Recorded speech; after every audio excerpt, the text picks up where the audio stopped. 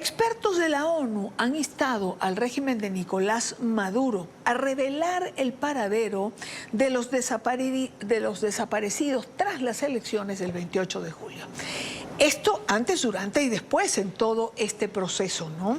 Alertan del uso creciente de la desaparición forzada como un arma para silenciar a miembros de la oposición. Para hablar de esto, para conversar sobre este tema, quiero saludar en esta parte del programa a Ana Loreno Delgadilla, abogada mexicana e integrante del grupo de expertos de la ONU sobre desapariciones forzadas en Venezuela. Gracias por la invitación. Un gusto estar aquí contigo y con tu auditorio. No, gracias a usted por atendernos. Hemos tenido un incremento en las cifras de desapariciones forzadas en Venezuela, que se hace, digamos, a esta solicitud al régimen de Nicolás Maduro. Bueno, desde el Grupo de Trabajo sobre Desaparición Forzada e Involuntaria hemos venido documentando información que hemos recibido tanto de familiares como de abogados y de organizaciones no gubernamentales sobre un uso desmesurado de la desaparición forzada en el contexto electoral. ¿A qué me refiero al contexto electoral? Me refiero al contexto previo, durante y posterior a las elecciones en Venezuela. Lo que hemos estado documentando es que la desaparición forzada ha sido utilizada como una herramienta para acallar a la oposición, para amedrentar a las personas y tiene un efecto también en la sociedad, de tal manera que puede también resultar en un punto donde se afecte la democracia en sí misma, como lo dice nuestro estudio de desaparición forzada en el contexto electoral.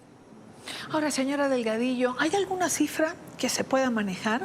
Es decir, se han dado distintas cifras, ¿no?, en el transcurso del tiempo. Supimos de los adolescentes más o menos secuestrados y desaparecidos en torno al 28 de julio. Prácticamente la mayor parte de ellos fue dejado en libertad. ¿Pero hay alguna cifra que manejen? Sí, el grupo de trabajo tiene aproximadamente 63 casos pendientes de esclarecimiento de un número total de 110 a nivel global desde que empezó el grupo de trabajo. De estos, más de 50 casos fueron recibidos desde mayo de 2024, es decir, en el periodo preelectoral, y algunos de ellos ya han sido clarificados. Pero creo que aquí una cosa que es muy importante decir, y Dania, que además tiene que ver con las múltiples manifestaciones que ha tenido el grupo de trabajo y otros procedimientos especiales, es que de las entrevistas que hemos logrado tener con familiares y con organizaciones no gubernamentales, de lo que nos hemos dado cuenta es que independientemente del número que nos haya llegado a nosotros, que es un número bastante alto, digamos en un contexto electoral es bastante alto tener ese número de desapariciones, lo que nosotros empezamos a documentar también fue el miedo a la denuncia. Es decir, las familias y los grupos de las organizaciones no gubernamentales lo que nos manifestaban es que las personas tenían miedo incluso de acudir a Naciones Unidas a poner su caso en denuncia. Nos decían que, y esto está documentado en todas las manifestaciones, en todos los comunicados, en las alegaciones que ha hecho el grupo de trabajo, que las personas cuando van y preguntan por el familiar desaparecido, también temen ellas mismas ser desaparecidas o tener alguna consecuencia por buscar a los suyos. Entonces, yo lo que quiero decir es que el número que hemos recibido de casos en realidad no es un reflejo de la realidad que vive el país. Y por eso es que el grupo de trabajo lo que hace es recibe informes generales, alegaciones generales.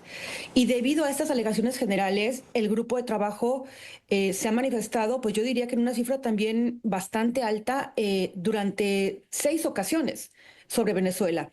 Tenemos el 1 de agosto en el informe de desapariciones forzadas en el contexto electoral. Ahí se toca el tema de Venezuela, a pesar de que la realidad que se muestra es una realidad mundial. Se muestra a Venezuela como un país de preocupación. 4 de septiembre sacamos un comunicado. 13 de noviembre, una comunicación conjunta con varios procedimientos de Naciones Unidas por la preocupación de lo que había ocurrido en el contexto electoral.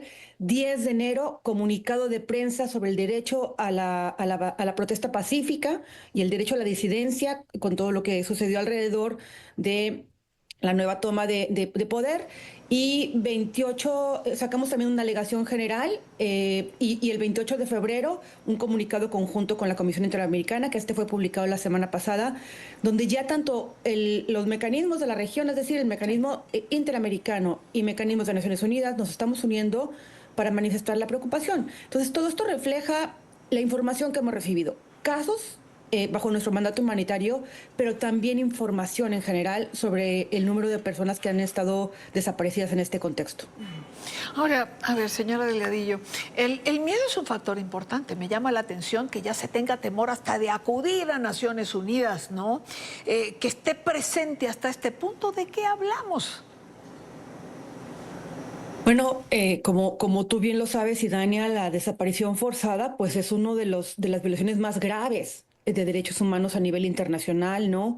Cuando se comete de manera sistemática y generalizada, estamos hablando de crímenes de lesa humanidad, es decir, está considerado como uno de los crímenes más graves para la humanidad y para las personas, ¿no? El efecto que causa en la persona desaparecida, los sufrimientos que causa en ella y en las familias, pues son sufrimientos terribles, y que es así que, de acuerdo a la Declaración sobre Naciones Unidas, que es sobre la cual nos regimos nosotros, sobre la protección de todas las personas contra las desapariciones forzadas, pues no se puede invocar ni justificar de ninguna manera que se cometan desapariciones forzadas en un país.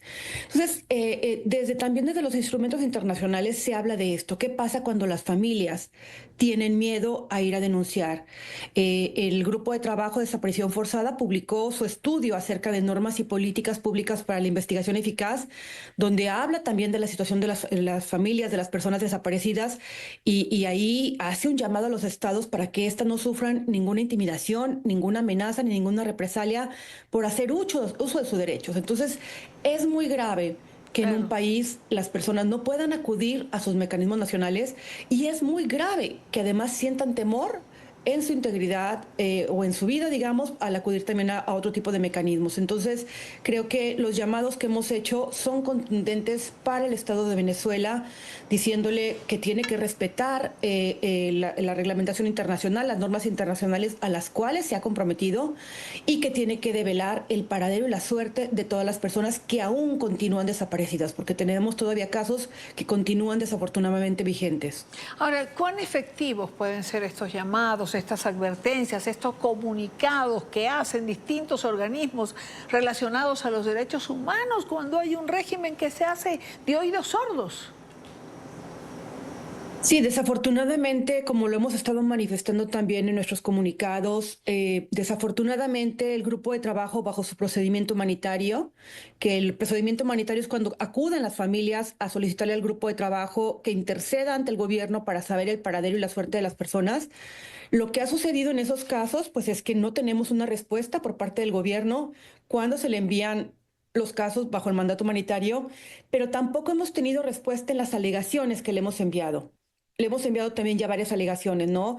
Sin más ni más, el grupo de trabajo realizó, Idania, una alegación general, pues bastante importante, porque ahí esta alegación general, digamos, fue aprobada en septiembre del año 2024.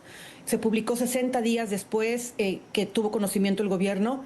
Y ahí lo que estamos hablando es, pues, en realidad de un sistema estatal que de alguna manera está permitiendo que sucedan esas desapariciones y está perpetuando las desapariciones. Hablamos, por ejemplo, de cómo hay un patrón de desapariciones forzadas, así llamadas de corta duración, en contra de quienes el gobierno considera como disidentes. Hablamos de las violaciones de los derechos a las víctimas, a sus familiares, de la ausencia de mecanismos eficaces para prevenir, investigar y sancionar. Hablamos del papel lamentable que ha tenido la Fiscalía, del papel lamentable que ha tenido el Poder Judicial, del papel lamentable que ha tenido la Defensoría Pública, es decir, de un sistema que está armado para no dar respuesta, pero además de todas las autoridades que pueden estar involucradas en esto. Ahora, tu pregunta, que es muy importante. ¿Cómo hacemos si Venezuela no nos contesta? Ahí está el tema. Nosotros desde Naciones Unidas, pues con lo que contamos es con la buena voluntad de los países en respetar a lo que ellos se han comprometido, a las propias normas y a los propios sistemas a los que ellos han querido formar parte. Desafortunadamente, desde nosotros, desde Naciones Unidas, no podemos obligar al país a que responda.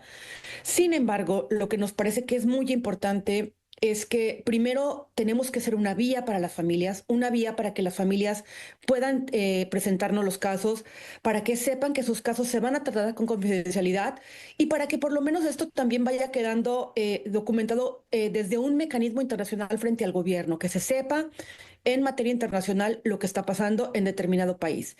Nosotros presentamos nuestro informe al Consejo de Derechos Humanos, a la Asamblea General, donde otros países también pueden cuestionar al país sobre el cual se está remitiendo información para saber qué es lo que está pasando. Pero desafortunadamente no tenemos cómo obligarlo, ¿no? Ahí lo que uno esperaría es que un país, digamos, que se dice democrático, que se dice respetuoso de las normas internacionales, respete los derechos humanos y responda a los mecanismos como los mecanismos de Naciones Unidas. Lamentablemente pareciera que navegamos en sentido contrario, donde los compromisos internacionales están pasando a ser letra muerta.